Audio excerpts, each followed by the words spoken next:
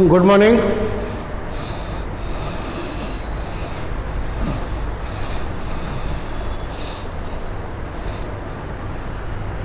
आज हम पढ़ेंगे मल्टीपल कंस्ट्रक्टर्स इन ए क्लास।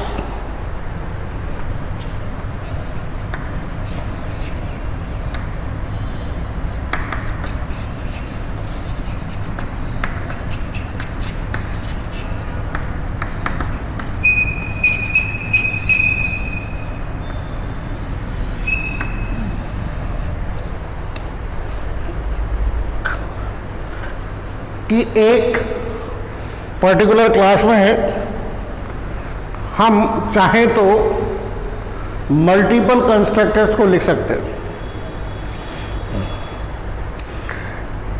एक तो वो कंस्ट्रक्टर जिसके की कोई आर्ग्यूमेंट नहीं होते, एक वो कंस्ट्रक्टर जिसके की एक या एक से अधिक आर्ग्यूमेंट्स हो सकते हैं। जो हमारा पहला केस है जिसमें कि आर्ग्यूमेंट्स नहीं है,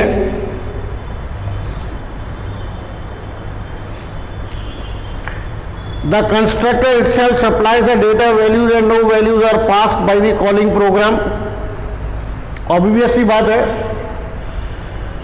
कि जब हम किसी प्रोग्राम में ऐसे कंस्ट्रक्टर को कॉल कर रहे हैं या इन्वोक कर रहे हैं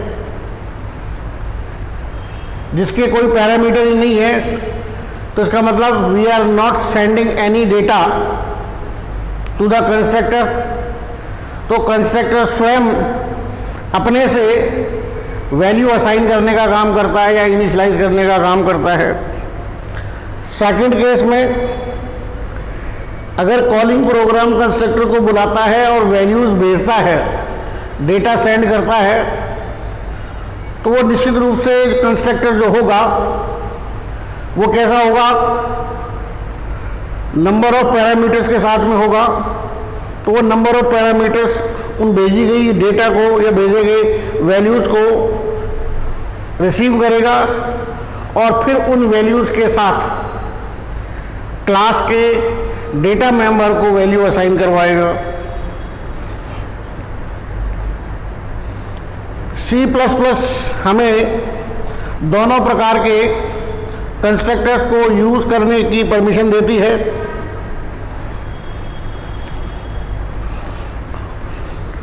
we can write like this,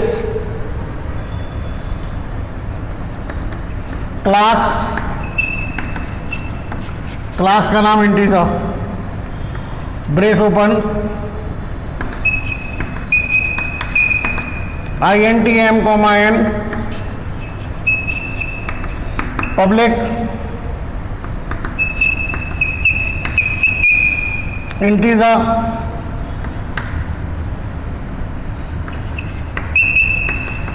m बराबर 0, n बराबर 0,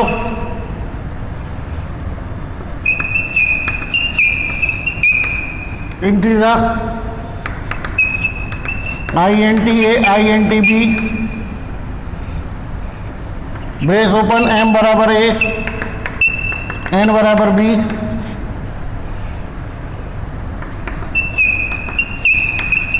इंटीजर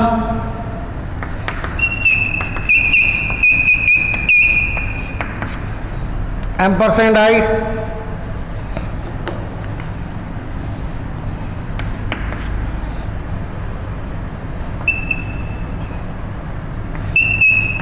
m बराबर i, sorry,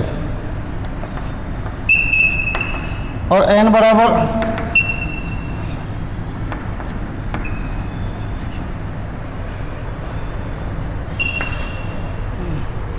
see here we have got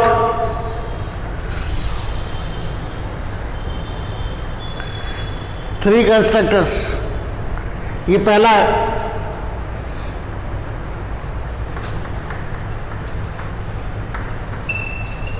no arguments.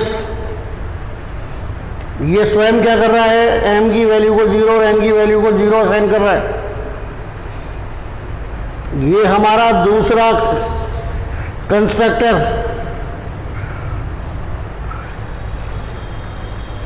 इसके कितने आर्ग्यूमेंट्स हैं? 2, पहला ए दूसरा बी। तो जब भी हम इस कंस्ट्रक्टर को कॉल करेंगे 2 वैल्यू भेजेंगे। पहली वैल्यू किसको मिलेगी? ए को, दूसरी किसको मिलेगी? बी को। तो पहली वैल्यू किसको असाइन हो जाएगी? एम को, और दूसरी किसको असाइन हो जाएगी? एन को। सिमिलरली ये आपका तीसरा कंस्ट्रक्टर है। इसमें क्या किया गया है? एक आर्ग्यूमेंट है, और वो एक आर्ग्यूमेंट क्या है?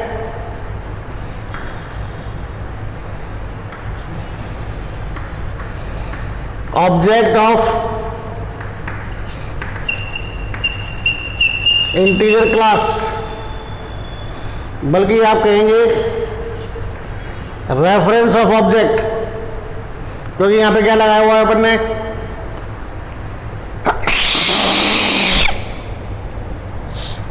सॉरी,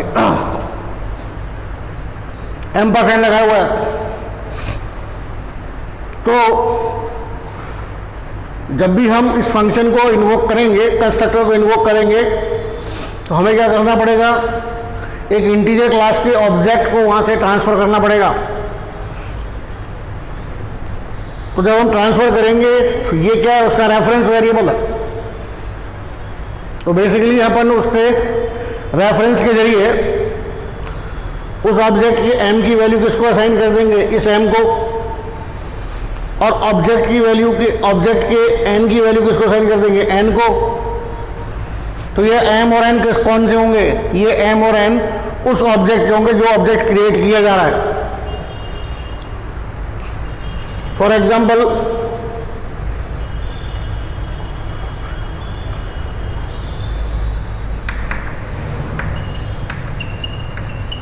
इंटीजर int1, तो ये डिफॉल्ट कंस्ट्रक्टर काम आ गया। int1 के m का मान 0, n का मान 0 हो गया। अगर हम इस प्रकार से लिखते इंटीजर int2 20,40, तो ये कंस्ट्रक्टर कॉल होता, यानी कि int2 के m का मान कितना हो जाता? 20, और n का मान कितना हो जाता? 40। अब हम क्या कर रहे हैं? इंटीजर int3, और यहाँ क्या लिख दिया? int2। तो बेसिकली क्या है? रिसीव कौन कर रहा है? ये कर रहा है तीसरा वाला। इंटीजर एम्परसेंड आई बराबर, ये क्या हो गया? int2। तो इसका अलियास कौन बन गया? आई बन गया। तो int3 के m का मान क्या हो गया? i.m, यानी कि इंटीजर 2 का m, और वो कितना है? 20। n बराबर i.n, ये n किसका? int3 का। i क्या है? लिहाजा int2 का, तो इसके n का मान कितना है? 40। इसकी वैल्यू इतनी हो गई। सो देयर आर 3 वेज, आप जैसा चाहें वैसा कर सकते हैं।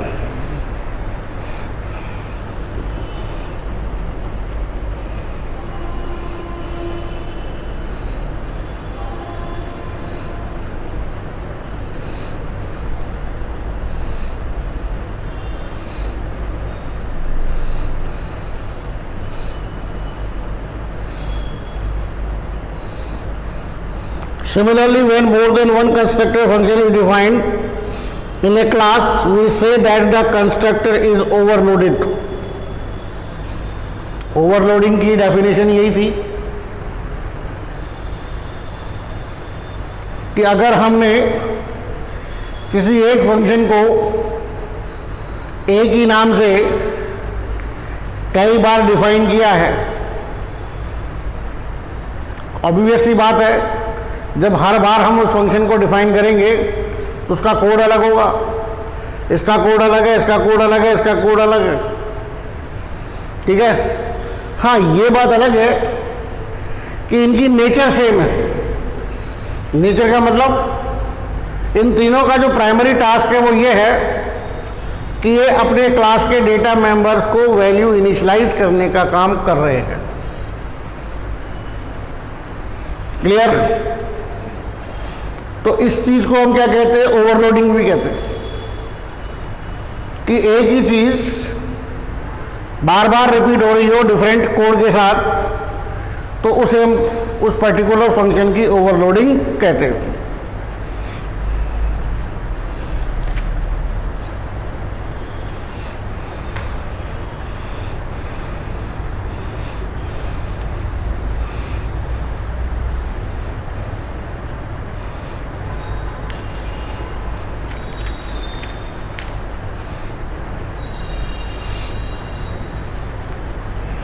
अब constructors with default arguments. It is possible to define constructors with default arguments. For example, the constructor complex can be declared as follows.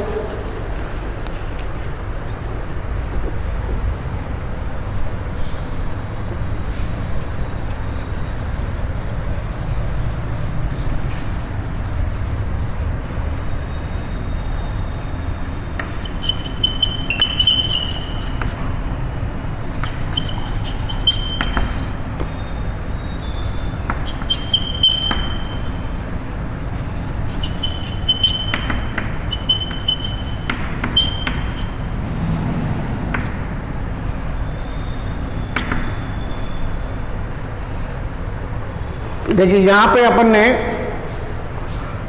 नाम लिखा है कॉम्प्लेक्स। ये आपका कंस्ट्रक्टर है, ये आपका आर्ग्यूमेंट और ये आपका डिफॉल्ट आर्ग्यूमेंट। अब अगर मान लीजिए मैं कॉम्प्लेक्स क्लास को यूज करके एक ऑब्जेक्ट क्रिएट कर रहा हूं सी और एक वैल्यू दे रहा हूं 5.0, तो इसका मतलब है कि I am sending only one value, और यही हमारा कंस्ट्रक्टर है। तो 5.0 तो रियल को मिल जाएगा, और जो वैल्यू मैंने मिस करी है उसके स्थान पे डिफॉल्ट वैल्यू यूज हो जाएगी, यानी कि सी के रियल का मान तो 5.0 होगा, सी के IMAJ का मान यहां से ले लिया जाएगा और वो कितना होगा? 0। अगर मैं ऐसे लिखता कॉम्प्लेक्स सी 5.0, 2.3, तो ऑफकोर्स यहां मैंने क्या लिखा हुआ है? दोनों वैल्यू लिखी हुई है। तो 5.0 किसको मिलेगा? रियल को, और 2.3 0 को सप्रेस कर देगा और IMAJ की वैल्यू कितनी हो जाएगी? 2.3। तो सी के जो डेटा मेंबर्स हैं उनकी वैल्यू जो रियल असाइन करेगा वो रियल उसको मिल जाएगी पहले मेंबर को, और इसके दूसरे मेंबर को IMAJ जो असाइन करेगा वो मिल जाएगी, और IMAJ की वैल्यू यहाँ पे कितनी होगी? 2.3, यानी कि default value will be suppressed by the supplied value.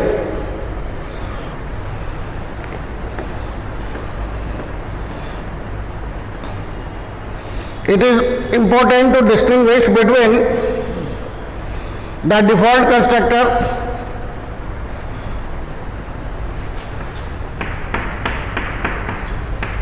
this is a default constructor and the default argument constructor.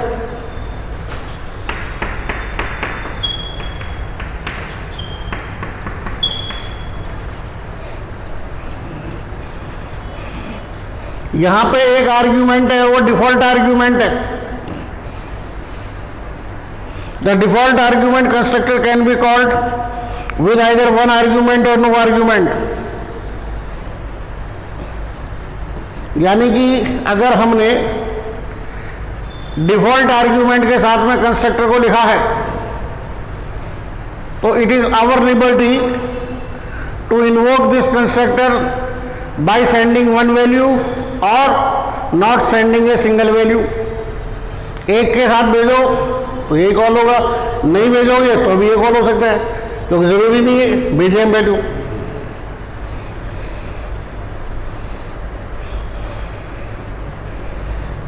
When called with no arguments, it becomes a default constructor. When both these forms are used in a class, it causes ambiguity for a statement such as A. अगर मैंने ऐसे कर दिया तो अब मजबूरी हो गई कि वो डिफॉल्ट को बुलाए या डिफॉल्ट आर्ग्यूमेंट वाले कंस्ट्रक्टर को बुलाए।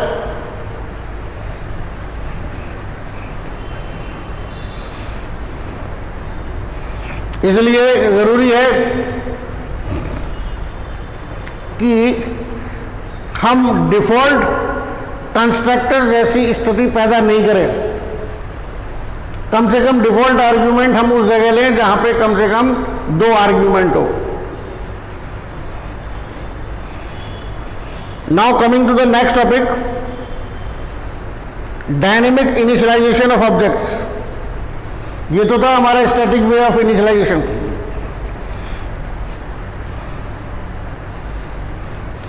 कि जब हम ऑब्जेक्ट क्रिएट करें उसी समय जब हमारा प्रोग्राम रन हो रहा है, ऑब्जेक्ट क्रिएट हो रहा है रन टाइम के समय, उसी समय उसके डेटा मेंबर्स को वैल्यू दें। One advantage of dynamic initialisation is that we can provide various initialisation formats, कि हम कई प्रकार की फॉर्मेट्स लिख सकते हैं इनिशियलाइजेशन की। उस समय जो रिक्वायरमेंट हो उसके हिसाब से हम पर्टिकुलर फॉर्मेट को इन्वोक कर लेंगे। यानी कि हम क्या कर रहे हैं, बेसिकली कंस्ट्रक्टर्स की ओवरलोडिंग कर रहे हैं, क्योंकि नंबर ऑफ फॉर्मेट्स क्यों लिखनी पड़ रही हैं, कहीं एक आर्ग्यूमेंट के साथ, कहीं 2 आर्ग्यूमेंट के साथ, कहीं 3 आर्ग्यूमेंट के साथ। These provide the flexibility of using different formats of data at runtime depending upon the situation। कि रन टाइम के समय पता नहीं कौन से कितने डेटा को इनिशियलाइज करने की जरूरत पड़ जाए, उसी हिसाब से हम उस पर्टिकुलर फॉर्मेट को रिकॉल कर लेंगे।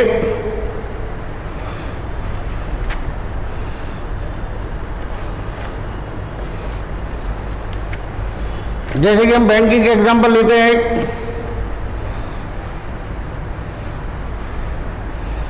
वहाँ पे डिफरेंट स्कीम के साथ डिफरेंट इंटरेस्ट रेट होती है। साल भर की एफडीआर कराओगे इतना इंटरेस्ट रेट होगा, 2 साल की कराओगे इतना होगा, 3 साल की कराओगे इतना होगा। तो ये डिपेंड करता है चॉइस ऑफ द कस्टमर, कि कस्टमर कितने साल की कराना चाहता है, तो उसी हिसाब के साथ इंटरेस्ट रेट दी जाएंगी। और एक बाई डिफ़ॉल्ट होती है कि यूज़र ने कोई चॉइस नहीं दी, तो कहते हैं आप बाकी सारी जगह अगर आप 1 साल की नहीं कराते, कम कराते हैं तो ये लगेगा, चाहे वो 1 दिन हो, चाहे 2 दिन हो, 3 दिन हो, 4 दिन हो। तो उस इंटरेस्ट रेट को अपन ने क्या बना दिया, डिफ़ॉल्ट। बाकी को क्या बना दिया अपन ने, आर्ग्यूमेंट के साथ। तो जैसी आपकी कस्टमर की चॉइस है उसी हिसाब से इंटरेस्ट रेट अप्लाई कर देंगे हम।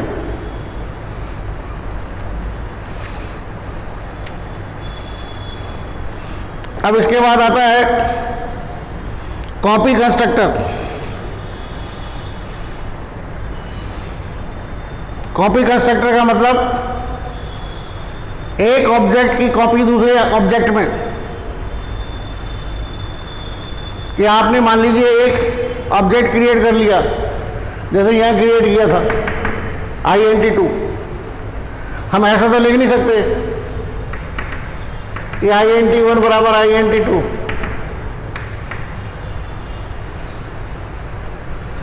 यहाँ इस तरह से लिखा अपन ने, तो इसने क्या किया, INT3 के मेंबर्स को इसके मेंबर्स के साथ इनिशियलाइज कर दिया या कॉपी करवा दिया।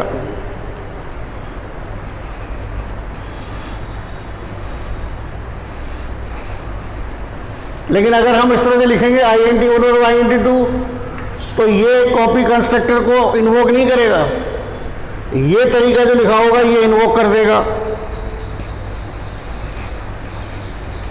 ये कॉपी कंस्ट्रक्टर ध्यान रखिए क्या लेता है, अपनी ही क्लास के ऑब्जेक्ट का रेफरेंस, ताकि वो उस रेफरेंस के जरिए अपनी ही क्लास के ऑब्जेक्ट के डेटा मेंबर्स को एक्सेस कर सके और दूसरे ऑब्जेक्ट के डेटा मेंबर्स को उनकी वैल्यूज असाइन करवा सके, कॉपी करवा सके। ठीक है जी, तो ये थे हमारे कंस्ट्रक्टर्स के बारे में। कल हम डायनेमिक तरीके से कंस्ट्रक्टर्स कैसे क्रिएट किए जाते हैं, कैसे यूज किए जाते हैं, उनके बारे में पढ़ेंगे। तब तक आप इसे रिवाइज करें। Thank you.